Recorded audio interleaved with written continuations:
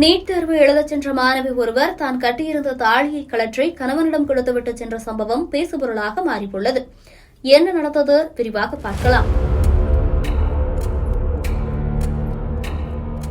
இளநிலை மருத்துவ படிப்புகளுக்கான 2025-2026 ஆண்டு கல்வியாண்டிற்கான நீட் தேர்வு இன்று தமிழ்நாடு முழுவதும் நடைபெற்றது. திருவாரூர் மாவட்டம் நீலக்குடி பகுதியில் அமைந்துள்ள தமிழ்நாடு மத்திய பல்கலைக்கழகத்திலும் நடைபெற்றது.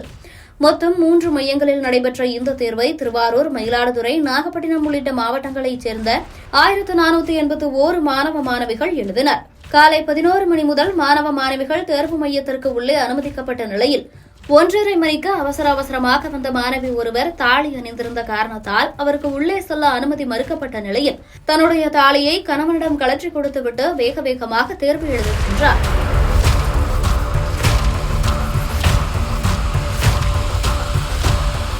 இதேபோல கொலுசு, மெட்டி, தோடு, மூக்குத்தி உள்ளிட்டவைகள் உள்ளே அனுமதிக்கப்படாத நிலையில் ஆபரணங்கள் அணிந்து வந்த மாணவிகள் அவற்றை கழற்றி தன்னுடைய பெற்றோர்களிடம் கொடுத்துவிட்டு பின் உள்ளே சென்றனர்.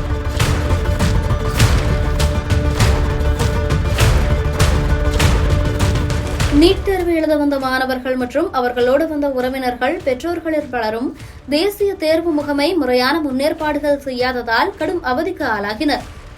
திருவாரூர் மத்திய பல்கலைக்கழகத்தில் மாணவர்கள் நீட் தேர்வு எழுத உள்ளே சென்ற பிறகு அவர்களின் பெற்றோர்கள், உறவினர்கள் காத்திருக்கவும் உணவு அருந்தவும் தேசிய தேர்வு முகமை செய்துள்ள ஏற்பாடுகள் போதுமானதாக இல்லாததால் பலர் வெயிலில் காத்திருந்தனர். பலர் ஒதுங்க நிழல் கூட இல்லாமல் வெற்றாற்றில் கட்டப்பட்டு வரும் புதிய பாலத்தில் வெயிலில் அமர்ந்திருந்தனர்.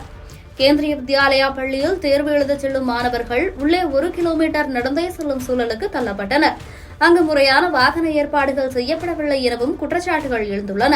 அதேபோல அங்கு போடப்பட்டிருந்த சாமியானா பந்தல் போதுமான அளவிற்கு இல்லை எனவும், தேர்வு எழுதிவிட்டு மாணவர்களும் மாணவிகளும் வெளியே வரும் வரை கிட்டத்தட்ட 3 மணி நேரத்திற்கு மேலாக காத்திருந்த பெற்றோர்களும் உறவினர்களும் கடும் அவதியடைந்ததாகவும் குற்றச்சாட்டுகள் எழுந்துள்ளன.